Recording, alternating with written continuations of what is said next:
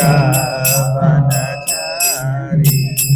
यशोदनन्दन व्रज जनरञ्जन यमुनतीरवनचारी यशोदनन्दन यमुनतीरावनचारी जय राधा माधव कुंज बिहारी गोपी जन वल्लभ गिरिवरधारी माधव कुंज बिहारी गोपी जन वल्लभ गिरिवरधारी जय राधा माधव कुंज बिहारी गोपी जन वल्लभ गिरिवरधारी राधा माधव कुंज बिहारी गोपी जन वल्लभ गिरिवरधारी यशोदनन्दन व्रज जनरञ्जन यमुनतीरवनचारी यशोदनन्दन व्रज जनरञ्जन यमुनतीरवनचारी यशोदनन्दन व्रज जनरञ्जन यमुनतीरवनचारी यशोदनन्दन व्रज जनरञ्जन यमुनतीरवनचारी जय राधा माधव कुंज बिहारी गोपी जन वल्लभ गिरिवरधारी माधव कुंज बिहारी गोपी जन वल्लभ गिरिवरधारी। हरिनाम संकीर्तन की जय। जय। ग्रंथराज श्रीमद् भागवतम की जय। ओम नमो भगवते वासुदेवाय। ओम नमो भगवते वासुदेवाय। ओम नमो भगवते वासुदेवाय। ओम नमो भगवते वासुदेवाय।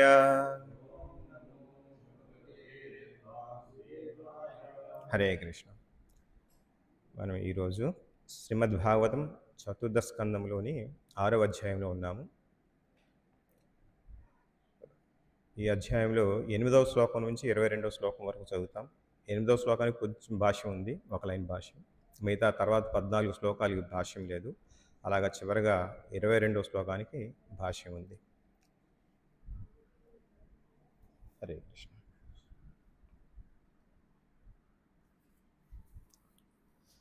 ముందుగా పదపాఠం. 22వ శ్లోకం పదపాఠం. పర్యస్తం నందయా సత్యాః స్నాన పుణ్యతర ఉదయా విలోక్య భూత ఈశ గిరిం విబుధాః విస్మయం యయుః. పర్యస్తం నందయా సత్యాః పర్యస్తం నందయా సత్యాః స్నాన పుణ్యతరోదయా స్నాన పుణ్యతరోదయా పుణ్యతరోదయా విలోక్య భూతేశ గిరిం విలోక్య భూతేశ గిరిం విబుధా విస్మయం యయుః విబుధా విస్మయం యయుః. పర్యస్తం నందయా సత్యాః స్నాన పుణ్యతరోదయా విలోక్య భూతేశ గిరిం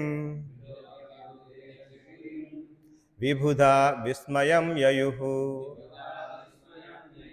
పర్యస్తం నందయా సత్యాః స్నానపుణ్యతరోదయా విలోక్య భూతేశ గిరిం విబుధా విస్మయం యయుః.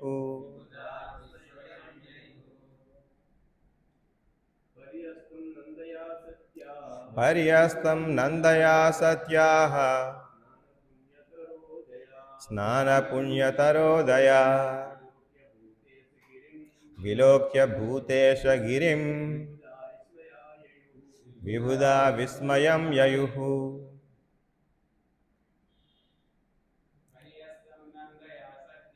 పర్యస్తం నందయా సత్యాః స్నానపుణ్యతరోదయా గిరిం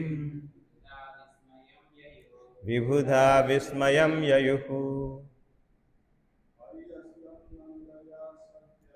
పర్యస్తం నందయా సత్యాః స్నానపుణ్యతరోదయా విలోక్య భూతేశ గిరిం విబుధా విస్మయం యయుః. ఆన్లైన్లో ఎవరైనా చదువుతారండి? ఒక సెకండ్ అండి. పర్యస్తం నందయా సత్యాః స్నానపుణ్యతరోదయా విలోక్య భూతేశ గిరిం విబుధా విస్మయం యయుః. చదువుతారు ప్రభు? చదవండి. పర్యస్తం నందయా సత్యాః పుణ్యతరోదయా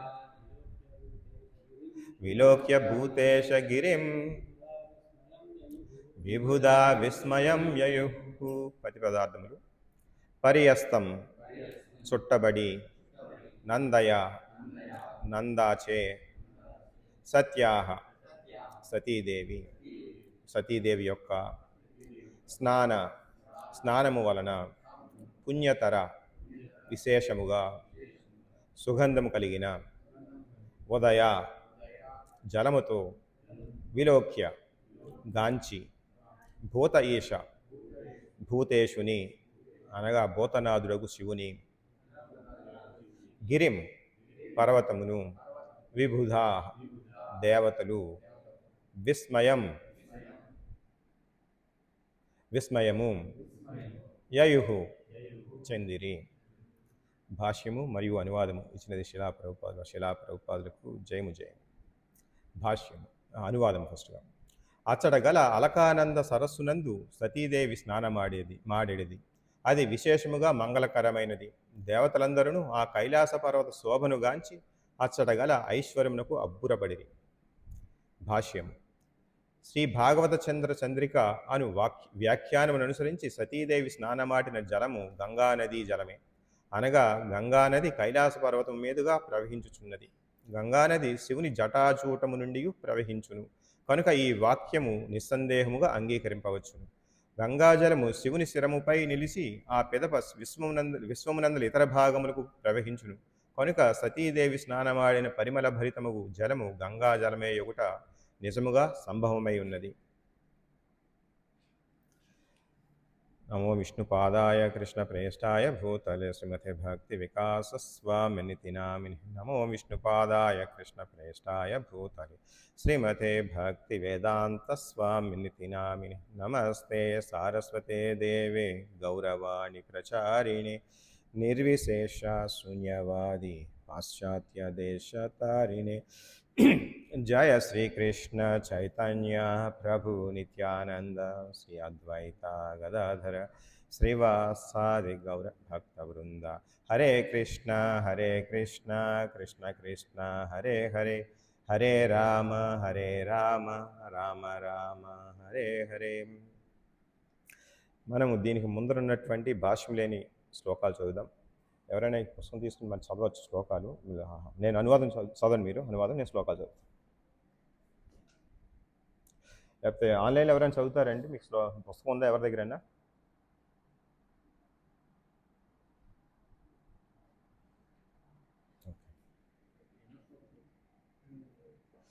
8వ శ్లోకం ప్రభు. 8వ శ్లోకం నుంచి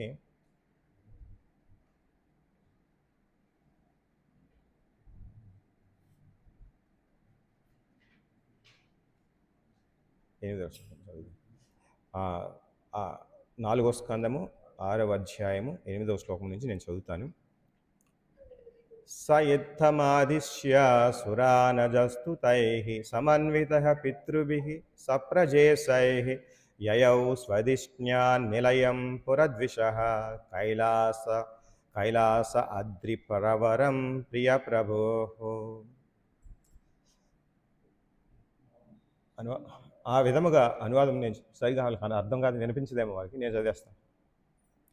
ఆ విధముగా దేవతలకు పితృదేవతలకు ప్రజాపతులకు ఉపదేశించిన పిమ్మట వారిని ఊడి బ్రహ్మదేవుడు శివలోకమునకు అనగా కైలాస పర్వతముకు పోయాను. భాష్యం. కైలాసమని తెలియబడు శివలోకము రాబోవు 14 శ్లోకములలో వివరింపబడినది అని ఒక లైన్లో భాష్యం ఇవ్వబడింది. ఇప్పుడు శివలోకం గురించి వచ్చే 14 శ్లోకాల్లో వివరిస్తారు. జన్మౌషధి తపోమంత్ర యోగ సిద్ధైర్నరేతరైః జుష్టం కిన్నర గంధర్వైర్ అప్సరోభిర్వృతం సదా. కైలాసము వివిధ ఔషధములతోనూ వృక్షములతోనూ నిండియుండి వేదమంత్రములు మరియు యోగముతో పవిత్రమై ఉండును. ఈ లోకవాసులు జన్మతః దేవతలయుండి యోగ సిద్ధులు కలిగి ఉందురు. వారితో పాటు కిన్నరులు గంధర్వులు తమ భార్యలకు అప్సరసులను కూడి అచ్చట ఉందురు. 10వ శ్లోకం. నానామణిమయైః శృంగైర్నానాధాతు విచిత్రిత్రైః నానాధృమలతాగుల్మైః నానామృగగణావృతైః.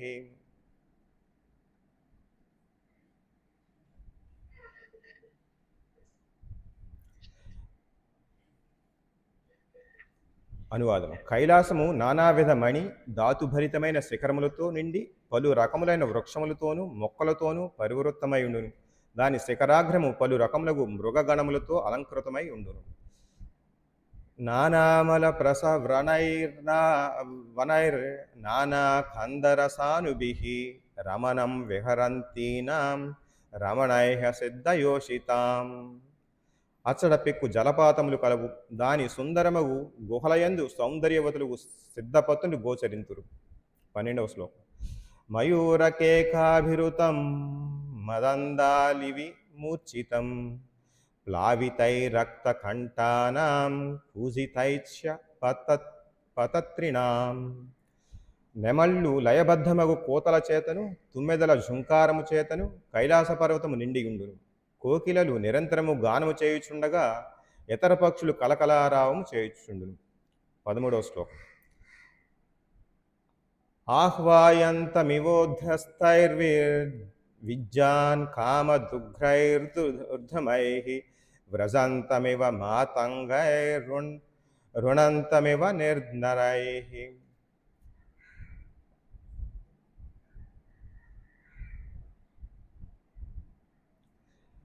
పొడవాటి వృక్షములు తమ శాఖలతో పక్షులను పిలుచుచున్నట్లుగా నుండును. గజ సమూహము సరించున్నప్పుడు కైలాస పర్వతము వాటితో పాటు సరించుచున్నట్టుగా కనబడును. జలపాతములు ధ్వనించినప్పుడు ఆ పర్వతము ప్రతిధ్వని కావించుచున్నట్టుగా గోచరించును. 14వ శ్లోకం. మందారైః పారిజాతైశ్చ సరళైశ్చోపశోభితం తమాలైః శాలతాలైశ్చ కోవిదారసనార్జునైః చూతైః కదంబైర్నీఫైశ్చ నాగపున్నాగ చంపకైః పాటలాశోకవకులైః కుందైః కురవకైరపి. మందారము, పారిజాతము, సరళము, తమాలము, తాళము, కోవిదారము, ఆసనము, అర్జునము, ఆమ్రజాతి అనగా మామిడి, కదంబము, ధూళి కదంబము, నాగము, పున్నాగము, చంపకము, పాటలము, అశోకము, వకులము, కుందము, కురువకము వంటి వివిధ వృక్షములతో కైలాస పర్వతం శోభించుచుండెను. సుగంధభరితమగు పుష్పములనిచ్చు అట్టి వృక్షములతో అది నిండియుండెను. 16వ శ్లోకం. స్వర్ణార్ణ శతపత్రైశ్చ వరరేణుక జాతిభిః కుబ్జ కైర్నిలికాభిశ్చ కుబ్జకైర్మల్లికాభిశ్చ మాధవీభిశ్చ మండితం. స్వర్ణకమలము, దాల్చిన చెక్క వృక్షములు, మాలతి, కుబ్జము, మల్లిక, మాధవి వంటి ఇతర వృక్షములతోనూ ఆ పర్వతము శోభించుచుండును. శ్లోకం 17. పనసోదుంబరాస్వద్ధ పక్షన్యగోద్రహింగుభిః భూర్జైరోషధిభిః పూగై రాజపూగైశ్చ జంబుభిః. పనస, అత్తి, అశ్వత్థము, ప్లక్షము, న్యగ్రోధము, ఇంగులీకము వంటి వృక్షములను కైలాసమున ఉండెను. అంతేగాక పోకలు, భూర్జపత్రము, రాజపూగము, నేరేడు వంటి ఇతర వృక్షములు అచట కలవు.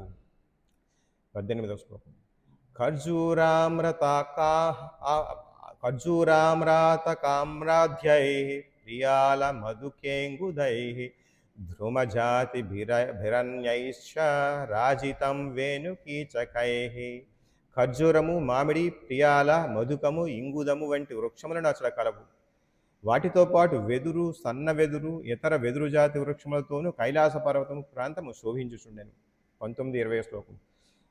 కుముదోత్పల కహ్లార శతపత్ర వనర్ధిభిః నలినేషు కలం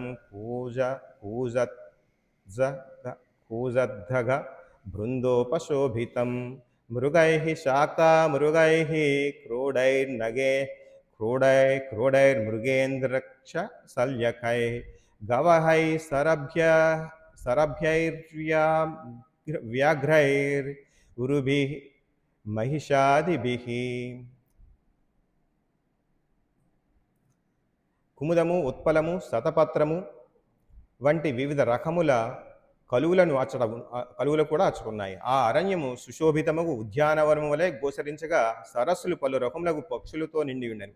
జింకలు, కోతులు, పందులు, సింహములు, వృక్షములు, శల్యకములు, అడవి గోవులు, అడవి గాడిదలు, పెద్ద పులులు, రురుగులు, దున్నపోతులు వంటి పలు జంతువులు కూడా అచ్చట సుఖముగా జీవించుచుండెను. కర్ణాంతరైక పదాస్వార్వైర్నిర్జుష్టం వృకనాభిభిః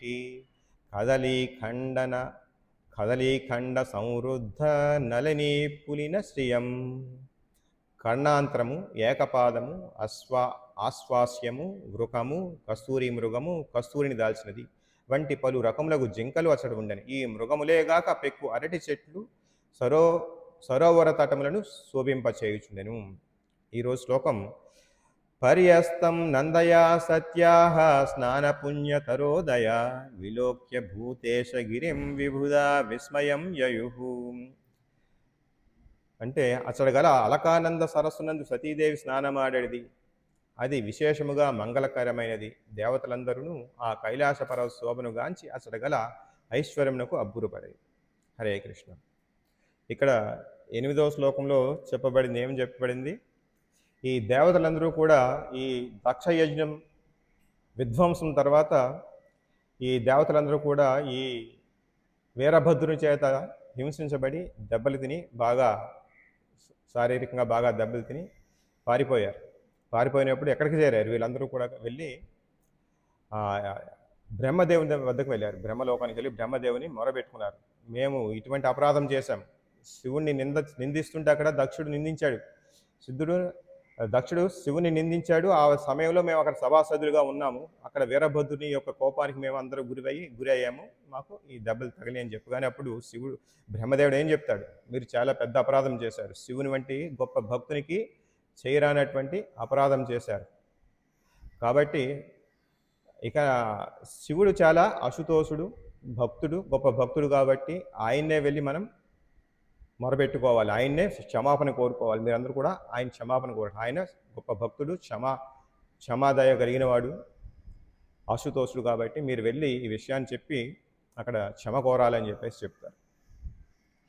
ఆ సందర్భంగా బ్రహ్మదేవుడు ఏం చేస్తే అక్కడ చేరినటువంటి పితృదేవతలు కానీ దేవతాగణం కానీ వీరందరినీ తీసుకుని శివలోకానికి బయలుదేరారు. మనం ఇది చూసినట్టయితే ఇటువంటి సందర్భాలు మనకి భాగవతంలో చాలాసార్లు వస్తుంది. ఏ సందర్భంలో చూసినా ఎటువంటి సమస్య వచ్చినా ఈ దేవతలు కానీ లేకపోతే ఈ కిన్నరులు, గంధర్వులు వీళ్ళందరూ కూడా ఎక్కడికి వెళ్తారు? ముందుగా బ్రహ్మదేవుని దగ్గరికి వెళ్తారు. ఇటువంటి సందర్భాలు చాలా చోట్ల ఎప్పుడైతే మనకి దేవతలకి రాక్షసులకి సంగ్రామం వస్తుందో ఆ సమయంలోను, వృత్రాసురునితో సందర్భంలోను, లేకపోతే చూడండి భూదేవి ఏం చేస్తుంది, తన రాజ్యభారం ఎవరైతే ఈ యొక్క రాక్షసులతో నిండిపోయినటువంటి రాజ్యభారంతో ఉన్నప్పుడు భూదేవి భారంగా తెలిసి ఈ భారాన్ని మోయలేనటువంటి సమయంలో ఏం చేస్తుంది, బ్రహ్మదేవుడి దగ్గరికి వెళ్తుంది ఒక గోవు రూపంలో. ఆ విధంగా వెళ్ళినప్పుడు బ్రహ్మదేవుడు అందరినీ తీసుకుని, దేవతలందరినీ తీసుకుని ఎక్కడికి వెళ్తాడు, విష్ణు భగవాన్ దగ్గరికి వెళ్తాడు. ఇక్కడ మనం చూస్తుంటే ఈ ప్రతి సందర్భంలోనూ ఎప్పుడు కూడా ఈ దేవతలందరూ కూడా ఈ సమస్య వచ్చినప్పుడు, ఎప్పుడైతే సమస్య వస్తుందో, ఇటువంటిది మనం రావణాసురుడు, ఆ సందర్భంలో రావణాసురుడు బాగా మునీశ్వరుల్ని లేకపోతే ప్రజల్ని బాగా ఇబ్బంది పడుతున్నప్పుడు కూడా అటువంటి సమస్యను ఏ విధంగా తొలగించుకోవాలి, ఆ సమస్యకి పరిష్కారం ఏంటో తెలియక అప్పుడు కూడా దేవతలందరితో పాటు బ్రహ్మదేవుడు విష్ణు భగవాన్ దగ్గరికి వెళ్తారు. అక్కడ విష్ణు భగవాన్ ప్రార్థించి సమ్మోహితం చేసుకుని ఆయన యొక్క వరం పొందుతారు. ఆయన యొక్క ఆశ్రయం తీసుకుని, ఆయన కీర్తించి ఆయన ఆశ్రయం తీసుకుని ఈ యొక్క అన్ని సమస్యలకి ఒక రకమైన పరిష్కారం కనుక్కోబడుతుంది. ఎప్పుడైతే భూదేవితో పాటు వెళ్ళినప్పుడు ఏం చెప్పారు, మీరందరూ కూడా దేవతలందరూ కూడా భూదేవితో వెళ్ళినప్పుడు అక్కడ విష్ణు భగవానికి మొరబెట్టుకుంటే విష్ణు భగవాన్తో ఒక తపోనిష్టలో ఉంటారు ఎవరు, బ్రహ్మదేవుడు. ఆ సమయంలో విష్ణు భగవాన్ యొక్క వాక్యాలు వినిపిస్తాయి, స్పందన. విష్ణు భగవాన్ ఈ విధంగా స్పందించారు, ఆయన అవతరిస్తారట, యదువంశంలో అవతరిస్తారట. కాబట్టి మీరందరూ కూడా యదువంశంలో నాయకులుగా, యదువంశంలో పెద్ద ధీరులుగా అందరూ జన్మించాలి. దేవతలందరూ కూడా, గంధర్వులు, కిన్నరులు వీరందరూ కూడా యదువంశంలో జన్మించండి. అప్పుడు దేవకీ పుత్రుడుగా వస్తాడు, అవతరిస్తాడని చెప్పారు. ఇదే విధంగా మనం చూసుకుంటే రామచంద్ర భగవాన్ అవతరణలో కూడా ఇలాగే జరుగుతుంది. రావణాసురుని యొక్క పెట్టే కష్టాలను భరించలేక వీళ్ళందరూ కూడా మొరపెట్టుకుంటే అప్పుడు విష్ణు భగవాన్ ఏం చెప్తారు, మీరందరూ కూడా వానరుల్లోను, నరులు వానరుల్లో కూడా జన్మించండి. దేవతలందరూ కూడా వానరులుగా జన్మించండి, పెద్ద పెద్ద యోధులుగా జన్మించండి. రామ అవతారంలో వచ్చి రావణాసురుడిని వదని మనం చూసుకోవచ్చు అని చెప్పేసి ఆ విధంగా ఆశ్వాసించారు. ఇక్కడ ఈ విధంగా ఈ యొక్క పరిస్థితిని మనం అర్థం చేసుకున్నట్టయితే, ఎప్పుడైనా సరే మనకి సమస్య వచ్చినట్టయితే మనం ఎవరి దగ్గరికి వెళ్ళాలి, మనకన్నా ఉన్నతాధికారుల దగ్గరికి వెళ్ళాలి, మనకన్నా ఉన్నతమైన భక్తి సాధన ఉన్న వారి దగ్గరికి వెళ్ళాలి. ఇటువంటి సమస్య ఎప్పుడైనా మన ఆశ్రమంలో కానీ ఎప్పుడైనా వచ్చినట్టయితే మనం ఏం చేయాలి, మనం ఉన్నతమైన స్థానంలో ఉన్నటువంటి భక్తుల దగ్గరికి వెళ్ళి మన యొక్క సమస్యను పరిష్కరించుకోవాలి.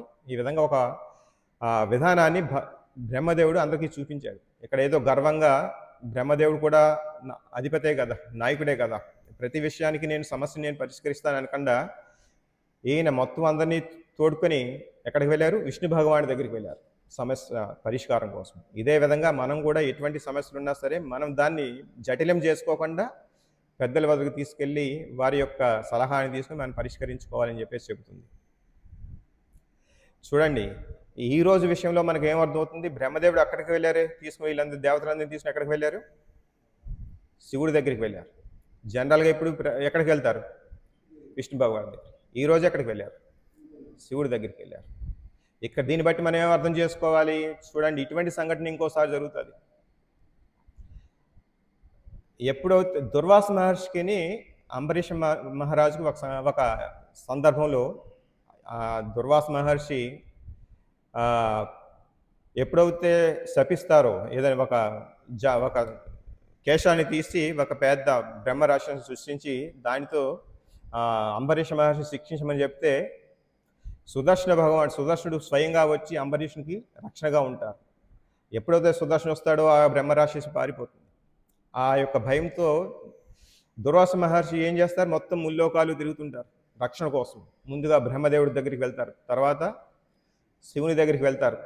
వీరందరూ ఏం చెప్తారు, అతను మహాభక్తుడు, అంబరీషుడు మహాభక్తుడు, మేము చేయగలిగింది ఏం లేదు, నువ్వు చేసిన చాలా పెద్ద అపరాధం, నేను చేయగలిగింది ఏం లేదు అని చెప్తే మొత్తం ఫైనల్గా ఎక్కడికి వెళ్తారు, విష్ణు భగవాన్ దగ్గరికి వెళ్తారు. విష్ణు కూడా ఏం చెప్తారు, నేను చేసేది ఏం కాదు, నేను నిమిత్త మాత్రమే, నేను భక్తుల ఆధీనంలో ఉంటాను, నేను భక్త వత్సలుని, భక్తాశ్రయుడిని, నేను భక్తుల యొక్క నియంత్రణలో ఉంటాను, నేను చేసేదేం లేదు, నువ్వు చేయగలిగిందా వెళ్ళి నువ్వు అంబరీషుని యొక్క ఆ భక్తుడి దగ్గరికి వెళ్ళి ఆయనే మొరపెట్టుకో, ఆయనే శరణు వేడు అని చెప్తారు.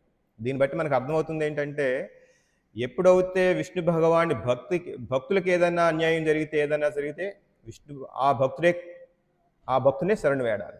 ఇప్పుడు మనకు అర్థమవుతుంది కదా, అక్కడ అంబరీష్ మహారాజు యొక్క సందర్భంలో కూడా విష్ణు భగవాన్ ఏమన్నారు, నువ్వు వెళ్ళి ఆ భక్తున్నే శరణు వేడు అని చెప్పేసి అన్నారు. ఇప్పుడు కూడా జరిగింది ఎవరికి, శివునికి జరిగింది.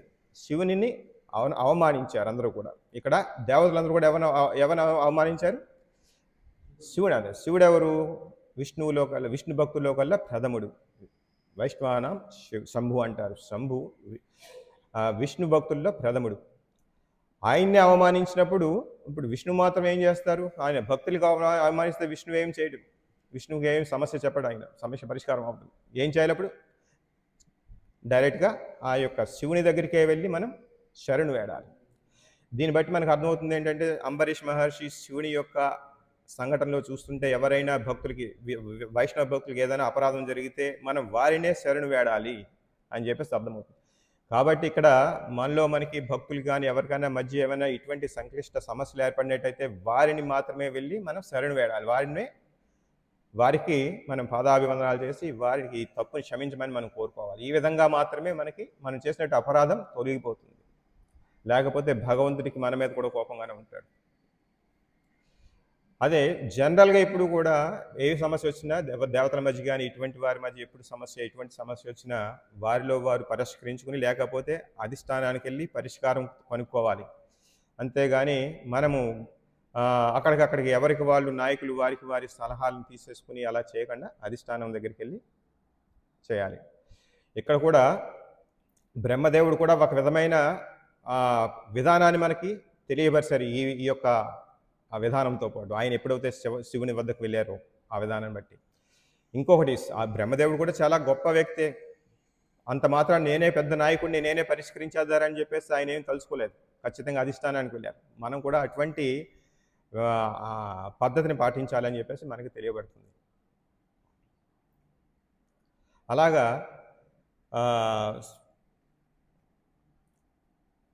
ఓకే, నెక్స్ట్ శ్లోకాలకు మరీ చర్చిద్దాం.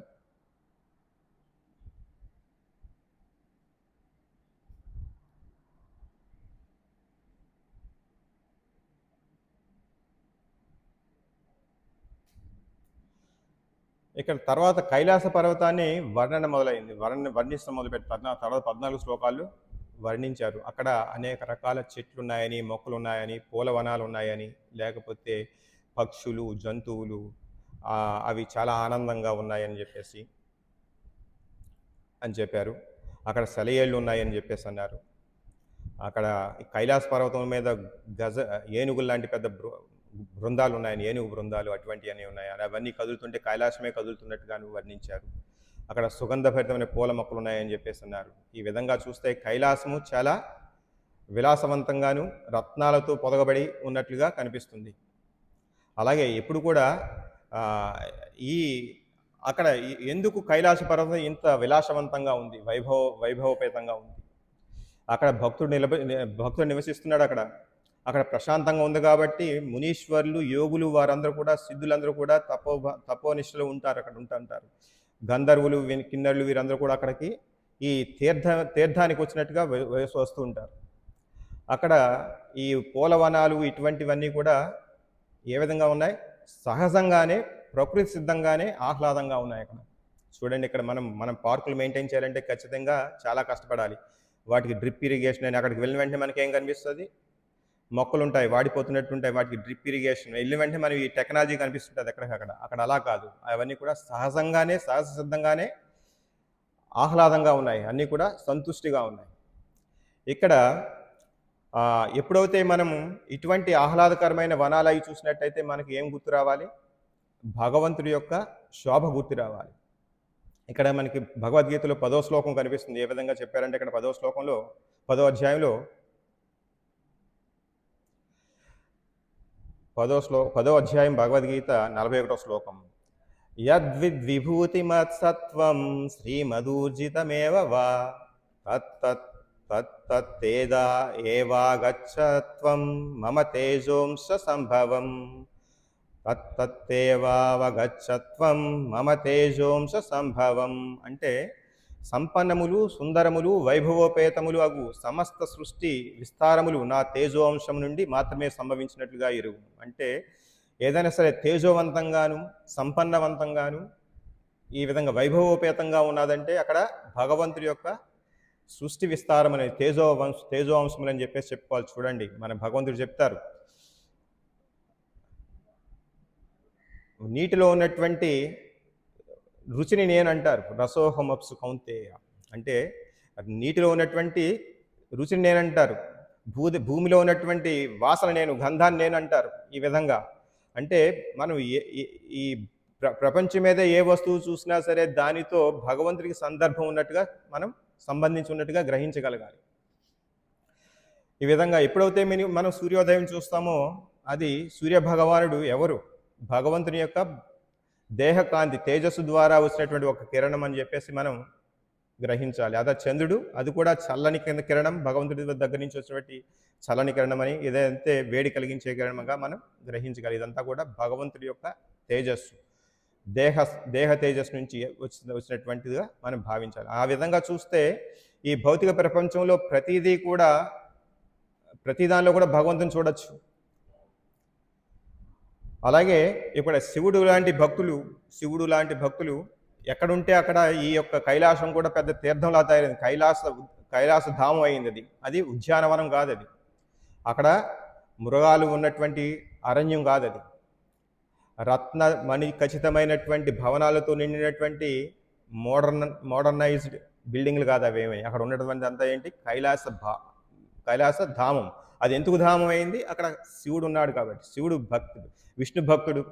ఎక్కడైతే శివుడు ఉంటాడో అక్కడ ఆయన అంతమాటు భగవంతుని ధ్యానిస్తుంటాడు కాబట్టి అక్కడ ఉన్నటువంటి వాతావరణం కూడా అక్కడ అంత పవిత్రమై ఆహ్లాదకరంగా, అదొక ఉద్యానవనం కూడా ఆహ్లాదకరంగా ధామంగా తయారైంది. ధామం ఎప్పుడవుతుంది? ఇటువంటి గంగా నది అని, లేకపోతే యమునా నది, ఇటువంటి తీర్థస్థానాలన్నీ కూడా తీర్థాలుగా ఎప్పుడు మారుతాయి? ఇటువంటి శివుని లాంటి భక్తులు, లేకపోతే విదురు లాంటి భక్తులు, వీరందరూ కూడా ఈ తీర్థస్థానాల్ని ఎప్పుడు కూడా పర్యటిస్తుంటారు. ఎప్పుడు కూడా ఇటువంటి భక్తులందరూ కూడా ఈ తీర్థస్థానాల్ని పర్యటించి వాటిని తీర్థాలుగా తయారు చేస్తారు. లేకపోతే అవి మామూలుగా నీటి కాలువలు, లేకపోతే ఉద్యానవనాలు, పార్కులాగానే ఉంటాయి. ఎప్పుడైతే ఇటువంటి భక్తులు అటువంటి తీర్థాలకు వెళ్ళి పర్యటిస్తుంటారో వారి యొక్క సాంగత్యం తీసుకోవాలి మనం కూడా. అందుకనే మనం ఇటువంటి నదులకు వెళ్ళి ఏదో స్నానాలు చేసి వచ్చేసేమో అని కాదు. అక్కడ ఉన్నటువంటి మహానుభావుల్ని మనం సందర్శించి ఆ యొక్క తీర్థాల యొక్క విశేషాలను గ్రహించి మనం అక్కడ ఉన్నటువంటి గొప్పతనాన్ని మనం ఆస్వాదించి వారి యొక్క ఆశీస్సులు తీసుకుని రావాలి. ఆ విధంగా అలాగే మనకి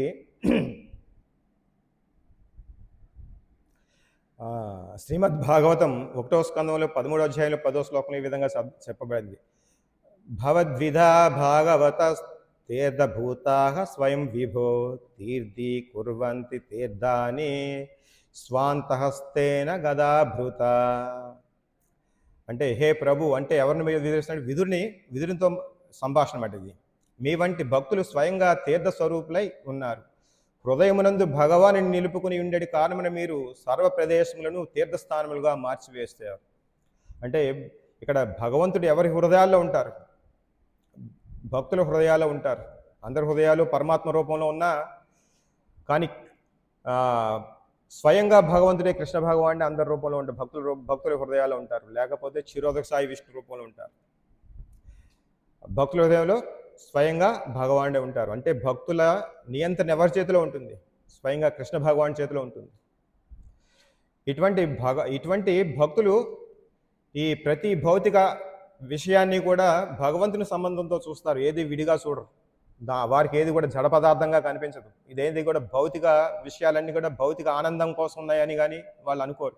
ఈ యొక్క పుష్ప ఉద్యానవనాలు ఎవరి కోసం ఉన్నాయి? ఎప్పుడైతే పుష్పాన్ని చూస్తామో ఈ పుష్పంలోనే అందం భగవంతుడి యొక్క సృష్టి అని చెప్పేసి గ్రహిస్తారు.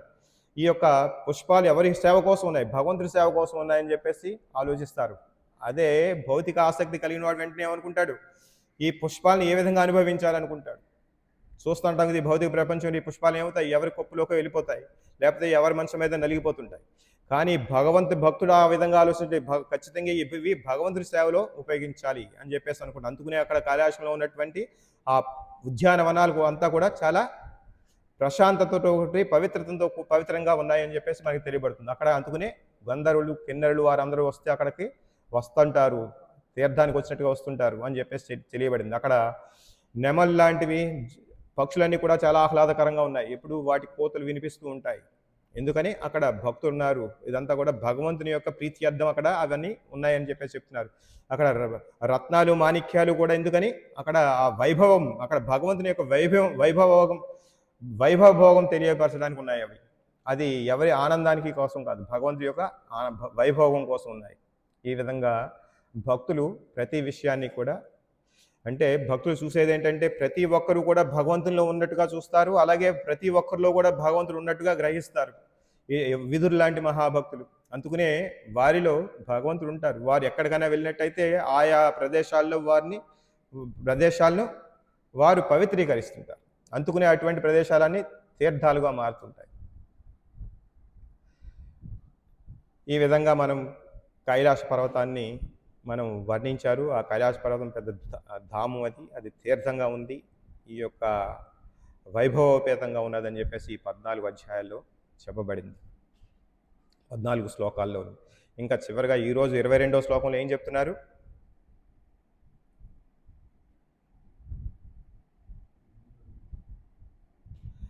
అచ్చట గల అలకానంద సరస్సునందు సతీదేవి స్నానమాడేది, అది విశేషముగా మంగళకరమైనది. దేవతలందరూ ఆ కైలాస పర్వతం శోభను గాంచి అచ్చటకు గల ఐశ్వర్యమునకు అబ్బురపడి. చూడండి, ఎక్కడైతే భక్తుడు ఉంటాడో భక్తుడు ఐశ్వర్యంగానే ఉంటాడు.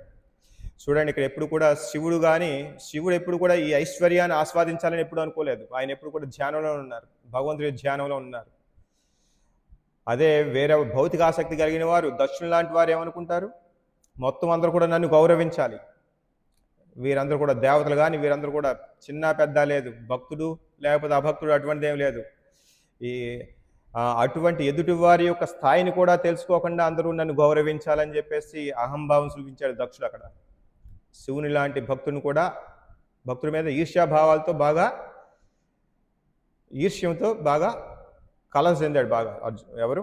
దక్షుడు, అధికార దర్పంతో. కానీ ఇక్కడ శివుడు యొక్క వైభోగం చూడండి, అక్కడ రత్నాలు మాణిక్యాలతో ఉంది వైభోగం. చాలా ఉద్యానవనాలు ఉన్నాయి, జలపాతాలు ఉన్నాయి, మృగాలు తిరుగుతున్నాయి. అవన్నీ కూడా భగవంతుని యొక్క సేవలోనే ఉన్నట్టుగా తెలుస్తుంది మనకి. ఇంత ఉన్నా కూడా అక్కడ శివుడు ఏ విధంగా గర్వం ఉందో? ఆయనకి గర్వం లేదు, ఆయన ఇంత వైభవంగానే ఉన్నాడు. అవన్నీ కూడా భగవంతుని సేవలో ఉన్నాడు, ధ్యానంలో ఉన్నాడు. అయినప్పటికీ కూడా శివుడు దక్షిణ యొక్క తప్పుని ఏమాత్రం దక్షిణ యొక్క ఇది ఉద్రేకపరిచేటటువంటి దూషణగా ఏమాత్రం ఉద్రేకపడలేదు, దానికి ఉద్రేకపడక ప్రశాంతంగా ఉన్నాడు.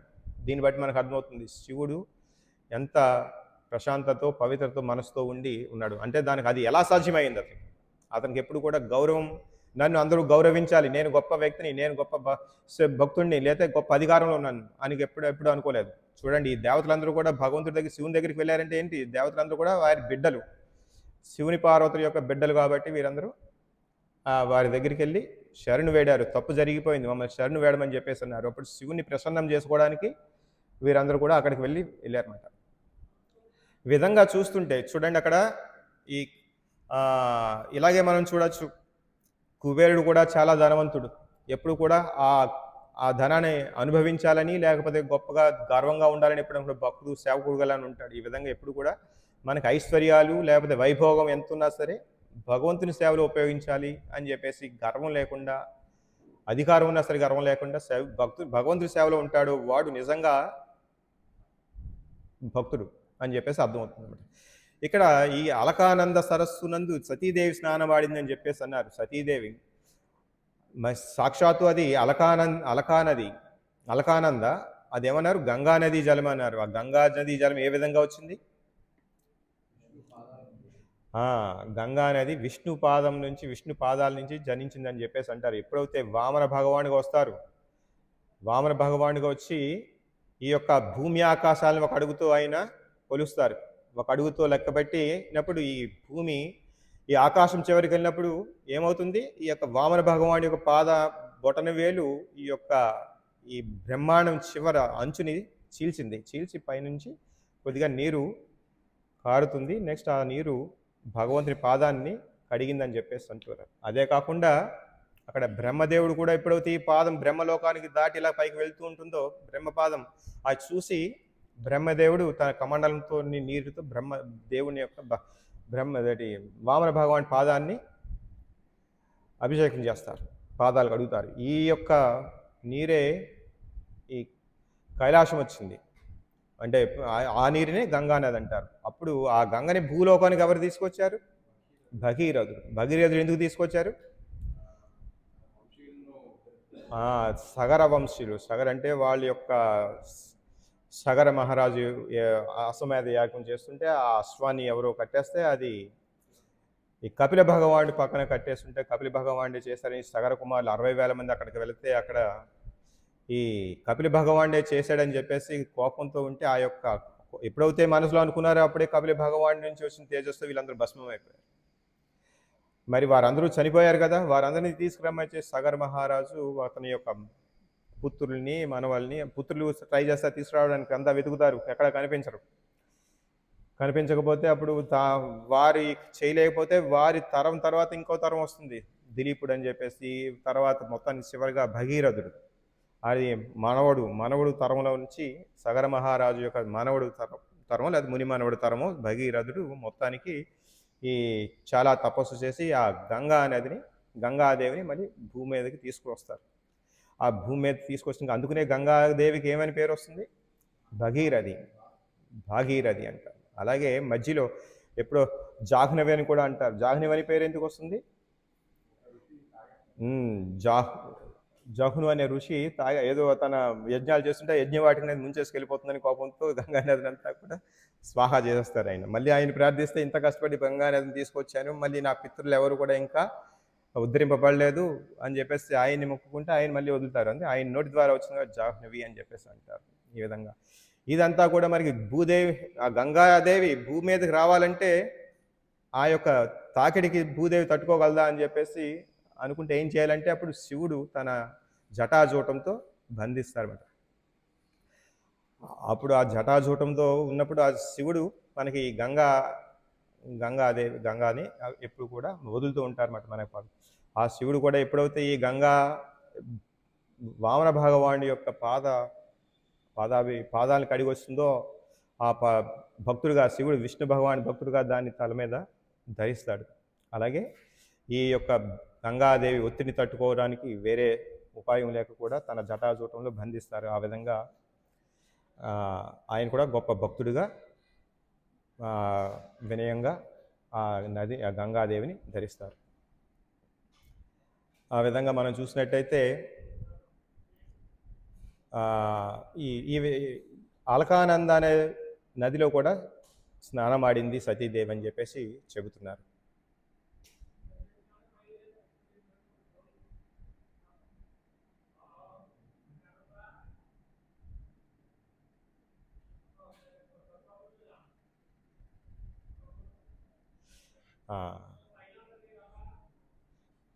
గంగాజలము శివుని శిరముపై నిలిచి ఆ పిదప విశ్వమునందలి ఇతర భాగములకు ప్రవహించును కనుక సతీదేవి స్నానమాడిన పరిమళ భరితముకు జలము గంగాజలమే ఒకట నిజముగా సంభవమై ఉన్నది అని చెప్పేసి చెప్తున్నారు.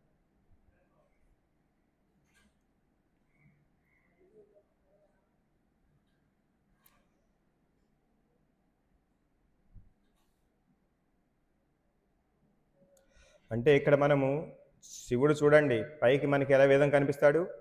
వైరాగ్యం, ఏమీ ఎటువంటి వైభవంగా కనిపించడు. అంటే తన లెక్క ప్రకారం ఐశ్వర్యం అంతా కూడా భగవంతుడి సేవలో ఉంటుంది కాబట్టి ఆయన దీని భోగాన్ని అంతా కూడా అనుభవించాలనుకోడు. అంటే నిజంగా వైరాగ్యం అంటే అతనికి ఐశ్వర్యం ఉండకూడదని కాదు, ఐశ్వర్యం ఉంటుంది.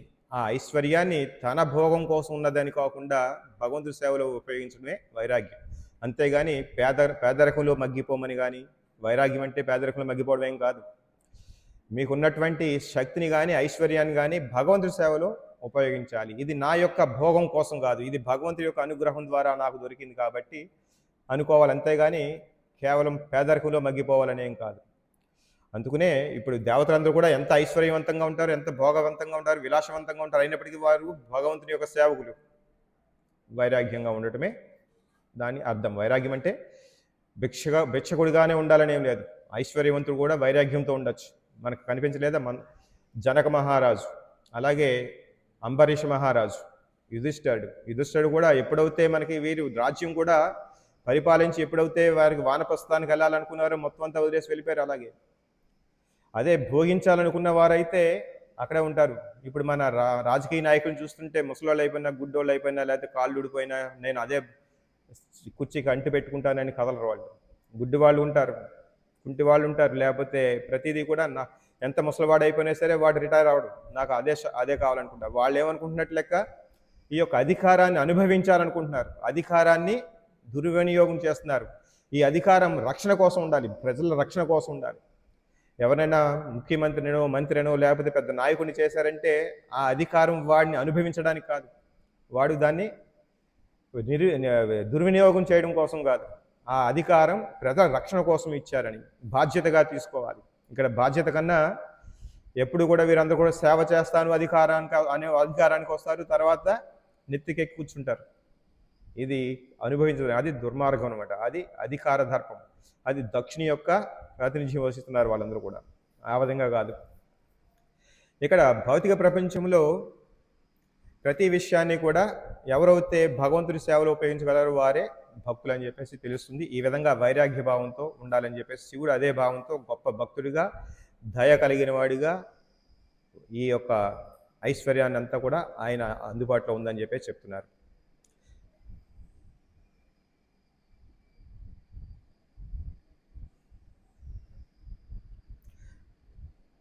ఈ కైలాసం కూడా అంత ఆ విధంగా వైభవోపేతంగా ఉండటానికి కారణం ఏంటి? అక్కడ శివుడు ఉన్నాడు కాబట్టి. అంతేగాని ఇక్కడ ఉద్యానవనాలు లేకపోతే రత్నాలు ఇవన్నీ ఉన్నాయని కాదు. కైలాసం ధామం అయింది అది ఆ విధంగా అనమాట. ఈ పుష్పాలని కానీ, సంగీతం అని కానీ, సరస్సులు కానీ, లేకపోతే ఇవన్నీ సంపద అంతా కూడా భగవత్ సేవలో ఉంచాలి. ఈ విధంగా మన ఆధ్యాత్మికతని మనం అభివృద్ధి చేసుకోవాలి. హరే కృష్ణ. ఈ విధంగా ఈ యొక్క సమాప్తం. ఎవరికైనా ఏమైనా ప్రశ్నలు ఉన్నాయా? ఏమైనా కామెంట్స్ కానీ, ఎవరైనా ఏదైనా దీంట్లో చెప్పాలనుకున్నా చెప్పచ్చు. ప్రభు మీరు ఏమైనా చెప్తారా ప్రభు? ఎవరైనా ఏదైనా కామెంట్స్ యాడ్ చేయొచ్చు, లేదా ప్రశ్నలు ఉంటే అడగచ్చు.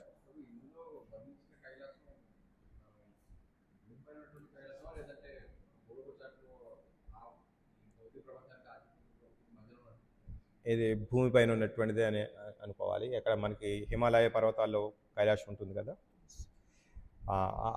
దాని గురించే ఉన్నది. మనకి ఇంకొక కైలాస పర్వతం ఎక్కడ ఉంటుందంటే మనకి చెప్పారు కదా, బ్రహ్మ సంహితలో చెప్పబడింది. దేవీధామం ఎక్కడ ఉంటుంది, వైకుంఠం ఎక్కడ ఉంటుంది, శివధామం ఎక్కడ ఉంటుంది అని చెప్పేసి. ఎక్కడ ఉంటుందంటే బ్రహ్మాండం చివర ఎక్కడైతే బ్రహ్మజ్యోతం కలుస్తుందో అక్కడ ఉంటుంది సదాశివలోకం అనేది. సదాశివలోకం అది కాదు, ఇది ప్రత్యేకించి ఇది హిమాలయ పర్వతాల్లో ఉన్నటువంటి కైలాసధామం గురించి చెప్పిందిగా మనం గ్రహించాలి.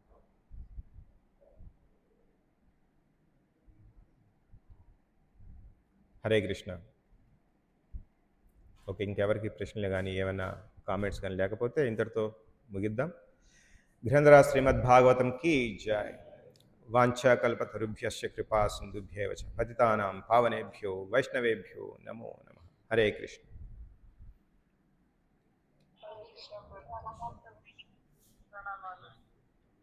హరే కృష్ణ. ధన్యవాదాలు.